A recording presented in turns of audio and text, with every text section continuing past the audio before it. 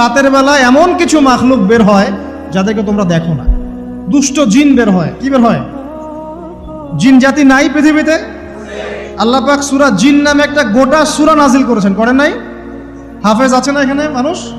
কুলু হিয়া ইলাইয়া আন্নাহু ইসতামা নাফারুম মিনাল জিন্নি ওয়া ক্বালু ইন্না সামি'না কুরআনান আজাবা। জিনদের একটা দল কোরআন শুনে বলেছিল যে আমরা অদ্ভুত আজব একটা কোরআন শুনেছি। তারপর তারা গিয়ে তাদের কওমের কাছে ইসলামের দাওয়াত দেয়, ওই কওম ইসলাম কবুল করে। এটা নবী সাল্লাল্লাহু আলাইহি ওয়াসাল্লামের জীবনের সেই সময়কে ঘটনা, যখন নবীজি তায়েফ থেকে ফিরে আসছেন। তায়েফবাসী তাকে অত্যাচার করলো।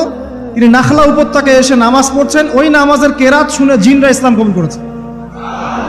তো সূরা জিনে আল্লাহ পাক এই কথা নাজিল করেছেন।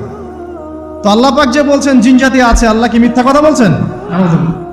নাকি নাসা যখন বলে এলিয়েন আছে তখন ওইটা সত্য, আর আল্লাহ বলছেন জিন জাতি আছে এটা মিথ্যা? তা আমাদেরকে আবার নতুন করে মুসলমান হওয়া লাগবে এখন না? আমাদের কনসেপ্ট চেঞ্জ হয়ে গেছে। আবার দেখেন আল্লাহ পাক বলছেন সূরা জারিয়াতের 56 নম্বর আয়াতে, ওয়ামা খালাকতুল জিন্না ওয়াল ইনসা ইল্লা লিয়াবুদুন। আমি জিন আর মানুষকে শুধু আমার ইবাদত করার জন্যই সৃষ্টি করেছে। তাহলে দুটো জাতি পাওয়া গেল, জিন এবং মানুষ। জিন কিসের তৈরি?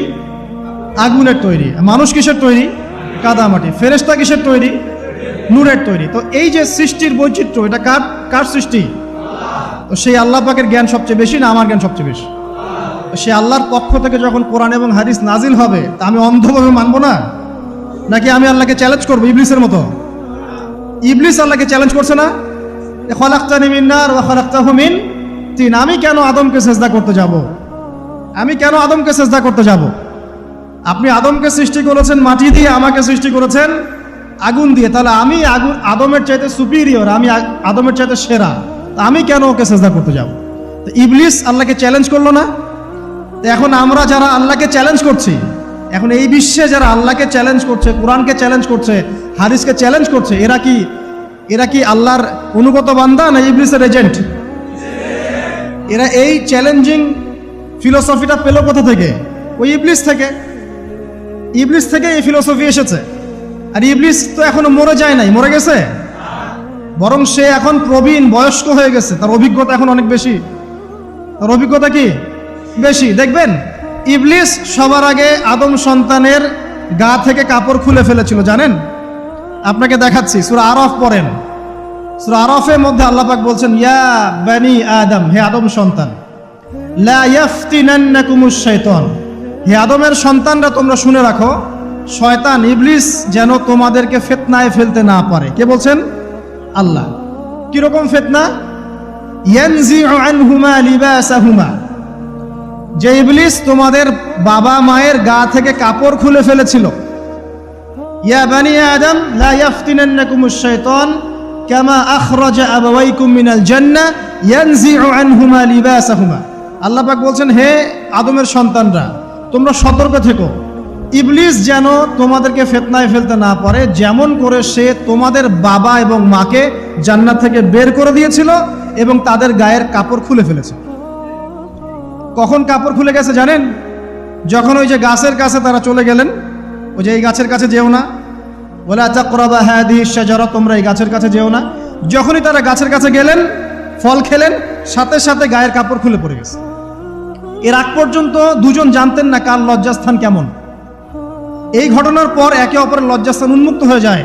তারপর তারা জান্নাতের পাতাগুলো ছিঁড়ে ছিঁড়ে লজ্জাস্থান ঢাকতে লাগলেন।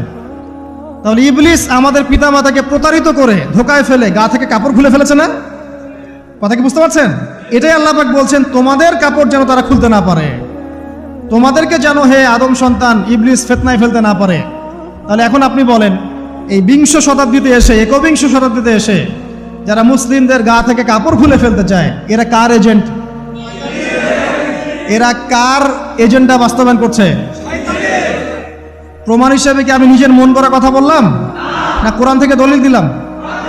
কোন সূরা? সূরা আরাফ এর প্রথম 3টা পৃষ্ঠা পড়েন, ডিটেইলস লেখা আছে। আর আল্লাহ পাক বলেছেন, ওয়ালাকাদ ইয়াসসারনাল কুরআনা লিযিকরি ফাহাল মিন মুদ্দাকির, কোরআনকে আমি বোঝার জন্য একদম সহজ করেছি, যে কেউ কোরআন বুঝতে পারবে ইনশাআল্লাহ। খালি পড়ে দেখো, ফাহাল মিন মুদ্দাকির, কেউ কি আছো কোরআন উপলব্ধি করবে? তো কোরআন বুঝতে হবে স্বচ্ছ মন নিয়ে, বিরোধিতা করার মন নিয়ে যদি কোরআন বুঝতে যান তাহলে আপনি বিভ্রান্ত হয়ে যাবেন। স্বচ্ছ মন নিয়ে একটা কলবুন সালিম নিয়ে আত্মসমর্পণের নিয়াতে আপনাকে কোরআন বুঝতে হবে, দেখবেন আল্লাহ আপনাকে হেদায়েত দিবেন ইনশাআল্লাহ। আল্লাহ পাক আমাদের সবাইকে কোরআন বোঝার তৌফিক দান করুন। তো যেটা বলছিলাম প্রিয় ভাইরা, রাতের বেলা এই সব প্রাণী বের হয়, নবী সাল্লাল্লাহু আলাইহি ওয়াসাল্লাম বলেছেন, অতএব আপনাদের বাচ্চা যারা আছে এদেরকে সন্ধ্যাবেলায় বাইরে ছেড়ে দিবেন না। এখন কিন্তু প্রচুর ঘটনা ঘটছে, প্রচুর জিনঘটিত ঘটনা ঘটছে, রুকিয়া করাতে হচ্ছে, জাদুটোনা করা হচ্ছে, বানটোনা করা হচ্ছে না? আর অনেক সময় আমরা মনে করি, এখন সায়েন্সের যুগ তো, মানুষ মনে করে এগুলোর কোনো ভিত্তি নাই মনে হয়। কোরআন বলছে জাদু সত্য। কে বলছে? কোরআন বলছে জাদু সত্য। কোন সূরা? সূরা বাকারা আয়াত নাম্বার 101। সূরা বাকারা আয়াত নাম্বার 101, 102 পড়ে দেখেন। ওয়াত্তাবিউ মা তাতলু শায়াতিন আলা মুলকি সুলাইমান, এই আয়াতটা পড়েন, বিশাল একটা আয়াত আছে। ওয়ামা কাফারা সুলাইমান ওয়ালাকিন্না শায়াতিন কাফারু ইউআল্লিমুনা আন-নাস আস-সিহর। এই সিহর দিয়ে কি হতো? মা ইউফাররিকুনা বিহি বাইনাল মারই ওয়া যাওজি। সুলাইমান আলাইহিস সালামের সময় এই জাদুবিদ্যার প্রচলন ছড়িয়ে পড়ে। এই জাদু মানুষ শিখে কি করছিল? নারী পুরুষের মাঝখানে, স্বামী স্ত্রীর মাঝখানে বিভেদ সৃষ্টি করছিল।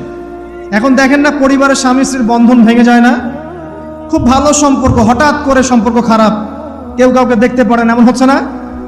এই জাদুবিদ্যা সত্য। এবং এখনকার অনেক ভণ্ড যে কবিরাজগুলো বের হয়েছে, এরা জিনকে তাবে করে নিয়ে এই জিনদের মধ্য দিয়ে মানুষের মধ্যে জাদু ছড়িয়ে দিয়েছে।